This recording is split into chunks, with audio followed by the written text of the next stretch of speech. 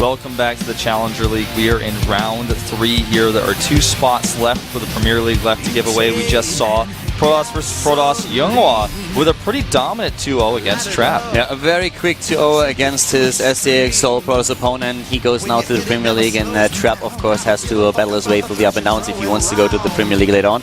He's not out of it just yet. We are heading into a quite different matchup, though. We are heading in another Zerg versus Zerg. We have Life up against hyvaa next. Yeah.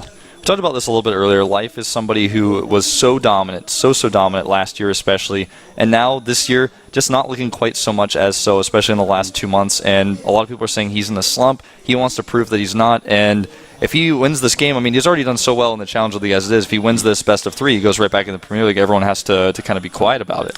Life, of course, still really successful. When we talk about a slump of him, we talk about him not winning every single tournament that he participates in anymore immediately. You always have those Titan players, and if they fall into the Challenger League, you think, oh, they must be in a slump. For example, if Innovation fell to the Challenger League, you go, oh, he must be in a slump. But it's just like, what? He's human? Yeah, he makes mistakes. But so Life just lost in the WCG Korea qualifier in a Zerg versus Zerg against Soulkey. Didn't take a map there.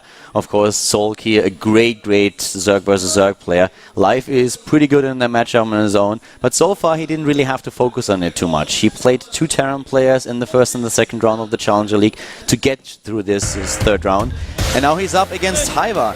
hyvaa himself, of course, he dropped down from the Premier League. Yeah, we got to cast his games, in fact, and a very rough finish there for him. Very close tiebreaker series we had.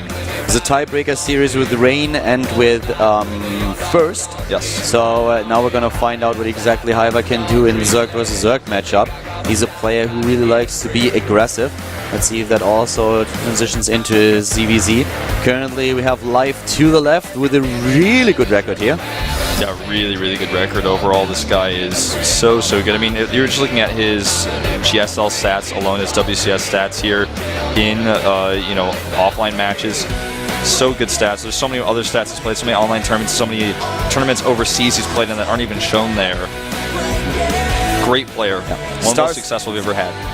Star Station is our first map today. We're heading into the map right away here at the GSL with the WCS Challenger League, the third round. We have a Zerg versus Zerg. Life is up against hyvaa. The games are brought to you by Carl and Wolf.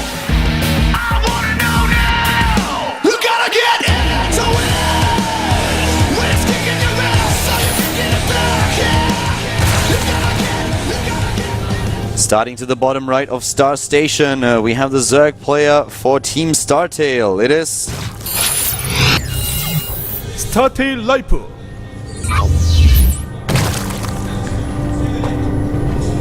Life just lost, as already mentioned earlier, in the WCG Korea qualifier against Soulkey without taking a map.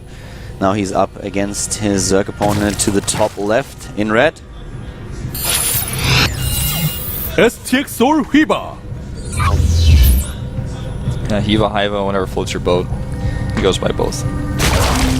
hyvaa has not the best record in Zerg versus Zerg if you look at his statistics. He played only 9 maps in Heart of the Swarm offline in this matchup, and he lost 5 of them. This leaves him with a 55% win ratio, and it's definitely not the win ratio that you want to have going up against such a strong opponent as Life.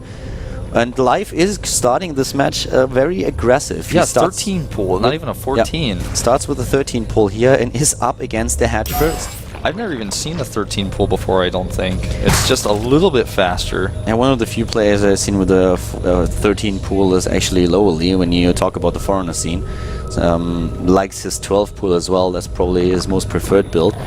But now Life is moving out, taking his own expand here, but starting with a pool first. That might give him exactly the timing that he needs to be a little bit aggressive against the top left, and it's certainly a timing that you do not expect. I have to ask you a really technical question, because I'm pretty sure in Starcraft 1, this was the case where if you have a drone that has minerals in its mouth and it becomes like a creep colony or whatever, you still get the money back. And in Starcraft 2, no, you don't. You don't get the money back? No. Okay. You don't get money. If that's like if the not that I know of. Okay, I was just curious about that because I tested it a long time ago, but I don't remember, and I noticed that Life turned his drone around before going to make the hatchery with the minerals in his mouth, so it must be the case. Here comes his first 6 Zerglings to pressure the hatchery. And you know, while we have those Zerglings running across the map, a quick information about Life statistic here. He has nearly 100 games played in this matchup, and he won 68 of them, and this leaves him with a 69% win ratio.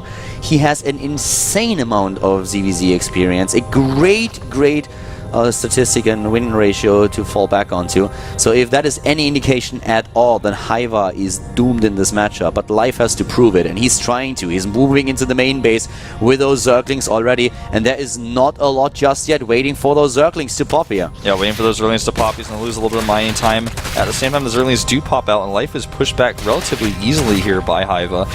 Well, losing a little bit of mining time, might lose an Harvester or two, so he's distracting his opponent, and hyvaa doesn't really know how much damage there or how much aggression there's really going to be.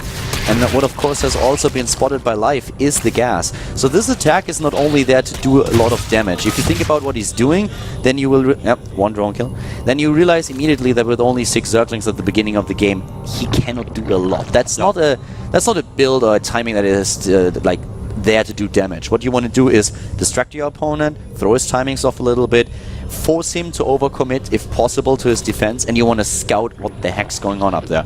And that's exactly what Life did. He knows that there is gas, he knows that there will be speed, and he knows that there is a commitment by hyvaa. Yeah, he needs to make his own Baneling Nest, get that Spine Claw up. He's starting to work on his wall here a little bit because hyvaa is taking this and running with it. He's going into a lot of lanes. His speed is much further ahead, and he knows it. You know how we have this Speedling build that is being played on 15 to 18 Harvesters with speed? That's exactly what hyvaa does here, and what Life does is basically the perfect counter. Yeah, he gets the Baneling Nest, he gets the wall, he has the Queen on the ramp. Totally ready here. Yeah. Queen's at the ramp, Spinecrawler at the front, really good job. Yeah, trying to shield that, doing a great job here, but that's also a lot of Zerglings, but I do not think that hyvaa will be able to break through here. He's trying to break through the wall with his hat, and that is not gonna work. The Queens even didn't have to use their transfuses yet, and hyvaa is still committing 22 more Zerglings. He's all in Kaldor, and I think Life is totally fine here. He's making defensive Banelings. He's ready. At every turn, he even goes up here to scout. He's going to be able to chase these Zerglings away. Let's not forget about the Baneling Nest that we have. hyvaa is getting his own now, but it's already so late, and the position for Life is definitely a good one. He's droning up behind it, getting the better economy here. The Ling run by that we have to the left could be an issue, but keep in mind that those boys are also missing for the defense, and now there are a lot of Zerglings taking down the Queen. And I'm not sure if hyvaa can hold this without turning those Zerglings around. Yeah, he waited for a second too, lost a lot of time. Right now, I think Life is a little bit confused, and he's about to see a disaster walking his way. Baneling. Yeah, just one Baneling, only one. What's it gonna hit? Oh! Could not have been much better there. He's got transfuses for the Spine Crawl. You're forcing a few cancels on those Banelings.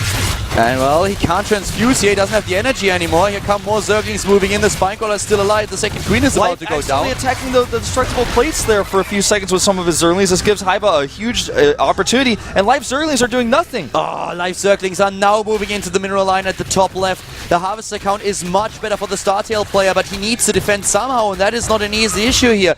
He had a problem there. Lings are running in right now, a couple of Zerglings for hyvaa are spawning. He might be able to pull this off. His army supply is currently superior to Life's. Yep.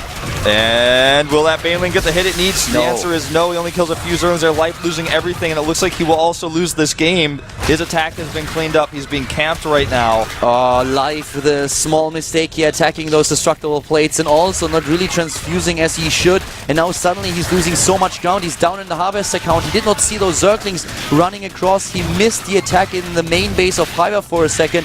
And I cannot believe that after the stellar defense in the early game, Life is currently looking at being eliminated in game number 1. Yeah, GG. Wow. I feel like if he had just made 2 more defensive Banelings at home, he would have been easily okay there.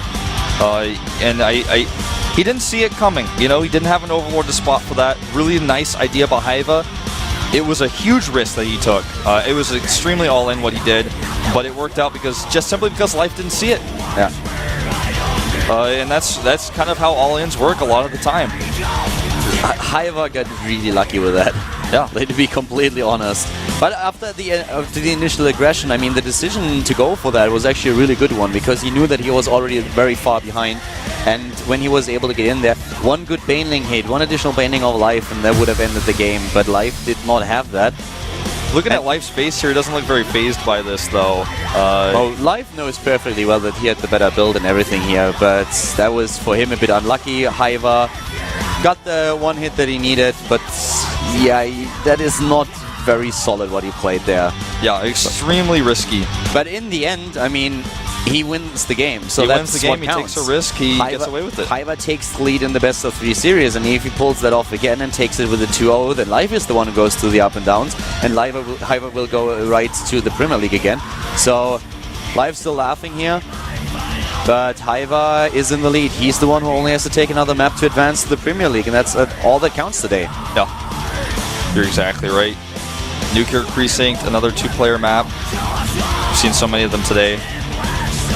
This is really, really tense for Life, but he's got so much experience in StarCraft 2 in these types of situations.